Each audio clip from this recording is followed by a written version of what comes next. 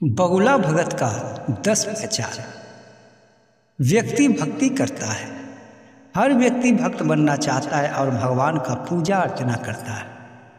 मनुष्य ये सोचता है कि हम भगवान का परम भक्त हैं और हम भक्ति करते हैं, सत्संग सुनते हैं, पूजा पाठ करते हैं, और उसे ये मालूम भी नहीं होता कि हम बगुला भगत के श्रेणी में आते हैं। कहीं आप भी तो बगुला भगत नहीं हैं, क्योंकि व्यक्ति को अपने आप में ये पहचान नहीं होता और उसे लगता है कि हम तो भगवान का सच्चा भक्त हैं। हम हमेशा पूजा पाठ करते हैं, हम बहुत ही ईमानदार हैं, बहुत ही इंसान हैं, अच्छे कार्य करते हैं, हम कोई पाप नहीं करते। पर अनजाने में व्यक्ति से कई ऐसा पाप हो जाता है, कई ऐसा कार्य कर लेता है कि उसका जीवन समाप्त हो जाता है, पर उसे पता भी नहीं चलता। वो भक्ति में लीन रहता है, पर वो बगुला भगत के श्रेणी में आता है। बगुला भगत वो भक्त को कहा जाता है जो एक तरफ तो भगवान का नाम लेता है, भगवान का पूजा अर्चना करता है, पर उसके हाथों उसके कर्म से कई पाप होने लगते हैं। उसे ही बगुला भगत कहा जाता है। बगुला भगत का 10 लक्षण है। अगर इन लक्षणों में आप भी शामिल हैं तो आप भी बगुला भगत ही कहलाएंगे। तो इस वीडियो को छोड़कर कहीं न जाएं। ये वीडियो बड़ा ही खास और रोमांचक होने वाला है।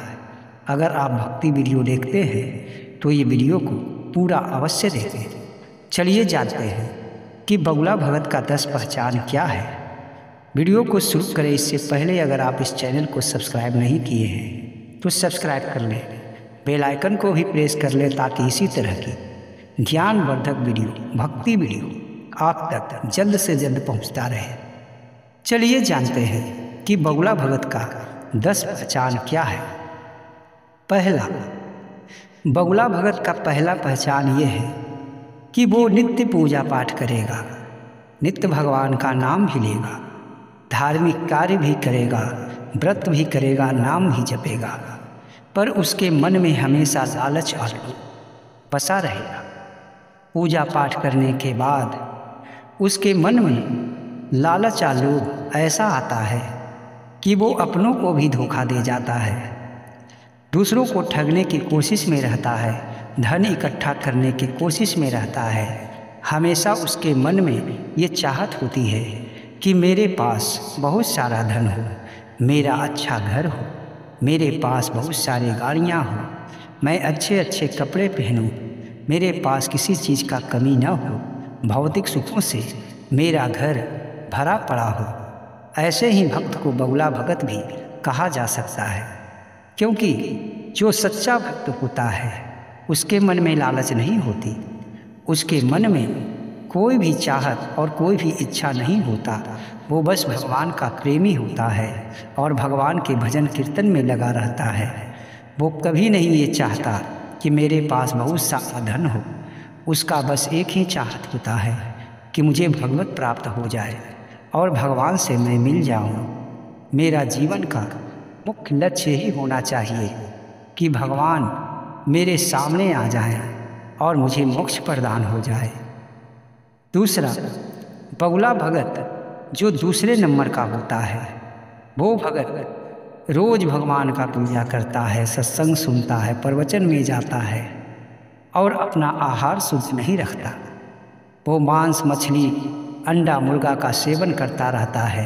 वो भी बगुला भगत के श्रेणी में आता है, क्योंकि जो गीता रामायण सुनता है, भगवान का पूजा पाठ करता है, रोज अपने घर में भगवान का आरती करता है, और जब पूजा पाठ खत्म हो जाता है तो खाने के लिए वो मांस मछली का सेवन करता है।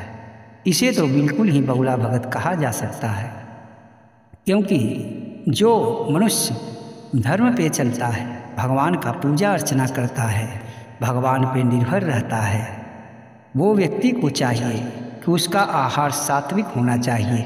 वो मांस मछली शराब का सेवन न करे, तभी वो सच्चा भक्त हो सकता है। ऐसा भक्त नहीं कि रोज़ पूजा पाठ कर रहा है, मंदिर में जा रहा है, तीर्थ स्थलों पे जा रहा है और घर में भी धार्मिक कार्य कर रहा है और खाने के लिए मांस मछली का आहार करता है। ऐसा भक्त बगुला भगत ही कहलाता है। अगर आप भी ऐसा करते हैं तो आप भी बगुला भगत के श्रेणी में आते हैं। आपको कोई लाभ नहीं होगा इस पूजा पाठ से। भगवान का कथा और रामायण गीता सुनने से कोई लाभ नहीं होने वाला, क्योंकि आप जीव हत्या करके उसका मांस खाते हैं। तो आप पे भगवान कैसे प्रसन्न रहेंगे? आप बगुला भगत ही कहलाएंगे। तीसरा बगुला भगत वो है जो भगवान का कथा करता है, भगवान पे विश्वास भी करता है और भगवान का पूजा अर्चना भी करता है, भगवान को अपने दिल में बसाए भी रखता है और उसका नाम भी लेते रहता है। पर उसे भगवान पे विश्वास कम होता है, क्योंकि जब उसके जीवन में उतार चढ़ाव आता है, जीवन में कोई कष्ट आता है, तो भगवान से उसका विश्वास उठ जाता है। उसे लगता है कि भगवान का मैं रोज़ पूजा अर्चना करता हूँ, भगवान मुझे कुछ नहीं दे रहे हैं, मेरे जीवन में कष्ट ही कष्ट है।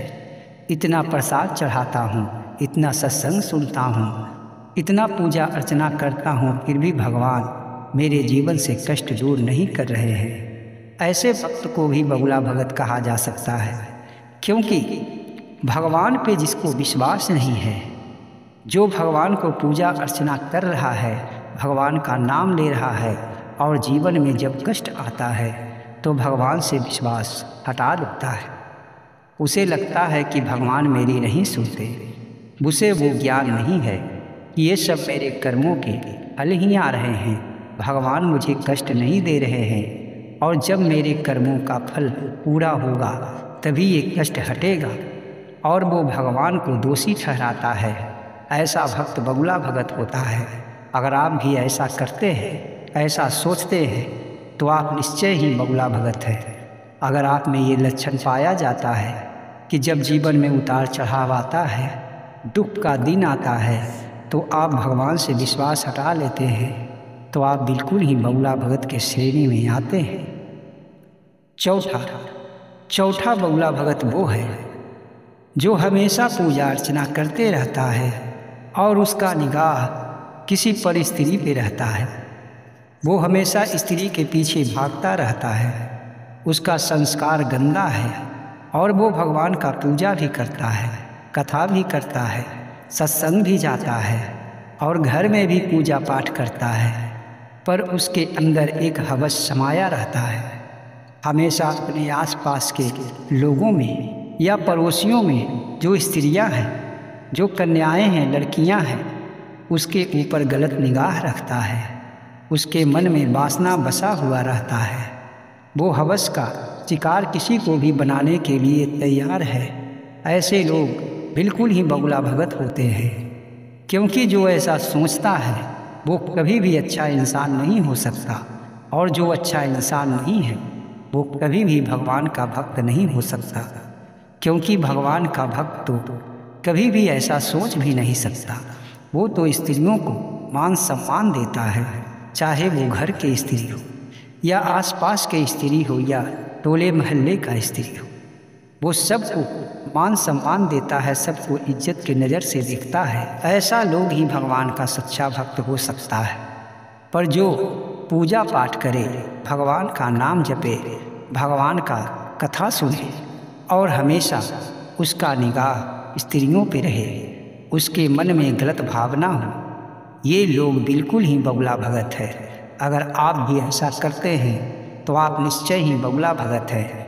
आज से ही ऐसा आदत छोड़ दें और भगवान का नाम लेते रहें, सच्चा इंसान बने और बगुला भगत बनने का जो कोशिश आप करते हैं ऐसा बिल्कुल ना करें। पाँचवा बगुला भगत वो है जो दूसरों को तो ज्ञान देता है, यानी कि सत्संग और प्रवचन भी करता है, दूसरों को अच्छी अच्छी बातें सिखाता है, वो भगवान का कथा सुनाता है और स्वयं ही वो गलत करता है। स्वयं ही वो भगवान के रास्ते पे नहीं चलता, जो भगवान बताए हैं ऐसा नहीं करता, अपने जीवन में कई तरह के पाप और बुरे कर्म करता है। ये तो बिल्कुल ही बगुला भगत है। अगर आप भी बगुला भगत ऐसा हैं तो आज से ही सुधर जाए, क्योंकि अगर आप दूसरों को ज्ञान देते हैं, दूसरों को सिखाते हैं और स्वयं ही गलत कार्य करते हैं, स्वयं ही पाप के मार्ग पे चलते हैं और दूसरों को अच्छे मार्ग दिखाते हैं, तो जिसे आप बताते हैं वो व्यक्ति तो मोक्ष को प्राप्त कर लेगा, पर आप फंस जाएंगे और आप बगुला भगत के श्रेणी में रह के पाप के भागीदार बन जाएंगे। जो लोग सत्संग और प्रवचन करते हैं, दूसरों को ज्ञान देते हैं, अच्छे मार्ग बताते हैं और स्वयं ही गुंडागर्दी में या फिर बुरे कर्मों में लगे रहते हैं, ये लोग बगुला भगत के श्रेणी में आते हैं। और जो बगुला भगत होता है उसे भगवान कभी क्षमा नहीं करते। इसलिए ऐसा कार्य अगर आप भी करते हैं तो आज से ही छोड़ दें, क्योंकि दूसरों को ज्ञान देना बहुत ही आसान होता है, पर उन राहों पे चलना बड़ा ही मुश्किल होता है। इसलिए दूसरों को जब ज्ञान दें तो स्वयं ही वो ज्ञान को सीखें। आप भी अच्छे मार्ग पे चलें, भगवान का सच्चा भक्त बने और दूसरों को भी अच्छा राह दिखाएं, तभी आप सच्चा भक्त हो सकते हैं। अगर आप दूसरों को ज्ञान देते हैं, प्रवचन सत्संग सुनाते हैं, आप कई लोगों को अपना ज्ञान से प्रभावित करते हैं और स्वयं ही छुपकर गलत कार्य करते हैं, तो आप बगुला भगत ही हैं। छठा बगुला भगत वो है जो ज्ञान तो प्राप्त कर लिया, सत्संग भी सुन लिया, भगवान का पूजा अर्चना भी कर लिया, पर उसके मन से यह अहंकार नहीं जाता कि मेरे पास ये है, मेरे पास वो है, या फिर अपने भक्ति का अहंकार रहता है। उसे लगता है कि मैं बहुत ही बड़ा पुजारी हूँ, मैं भगवान को बहुत ही पूजा करता हूँ और मैं बहुत बड़ा भक्त हूँ। अगर आप में ये अहंकार है तो आप बगुला भगत ही कहलाएंगे, क्योंकि भक्त के मन में अहंकार नहीं होता और जिसके मन में अहंकार होता है वो कभी भी भक्त नहीं होता, वो बगुला भगत ही होता है। सातवां बगुला भगत उसे कहा जा सकता है जो भक्त भगवान का पूजा अर्चना करे, भगवान का नाम ले, गीता और रामायण पढ़े और उसे कुछ भी ज्ञान प्राप्त न हो, बस पढ़ने के समय वो पढ़ लेता है और बाकी समय हमेशा दूसरों का निंदा करता रहता है, दूसरों को बात कहता रहता है, लड़ता झगड़ता रहता है, घर में कलह कलेश करता रहता है और समय निकाल कर वो गीता रामायण भी पढ़ता है। तो जब गीता रामायण से कुछ उसे ज्ञान प्राप्त ही नहीं हुआ और वो समझता है कि मैं गीता रामायण पढ़ के भगवान का भक्त हो चुका हूँ, पर ऐसा नहीं है, वो गीता रामायण पढ़ के बगुला भगत बन चुका है। आठवां बगुला भगत वो है जो पूजा पाठ में लीन रहता है, तपस्या करता है, हमेशा नाम लेता है और गेवड़ी रंग का वस्त्र भी पहनता है, माला भी जपता है, और फिर भी वो दूसरों को देखकर जलता है। दूसरों को ये सोचता है कि वो हमसे नीच है, मैं बहुत ही बड़ा पंडित हूँ, मेरे पास बहुत ज्ञान है और बाकी लोग जो है वो तुच्छ है। दूसरे भक्त को भी वो छोटा समझता है। ऐसा भक्त बगुला भगत ही कहलाता है, क्योंकि उसे अपने ज्ञान का अहंकार हो जाता है। उसे लगता है कि हम भगवान का बहुत ही बड़ा भक्त हैं, पर भक्त तो भक्त होता है, कोई छोटा बड़ा नहीं होता है। भगवान के नज़र में कोई छोटा बड़ा नहीं है, पर जो ऐसा सोचकर भगवान का भक्ति करता है उसे बगुला भगत ही कहा जाता है।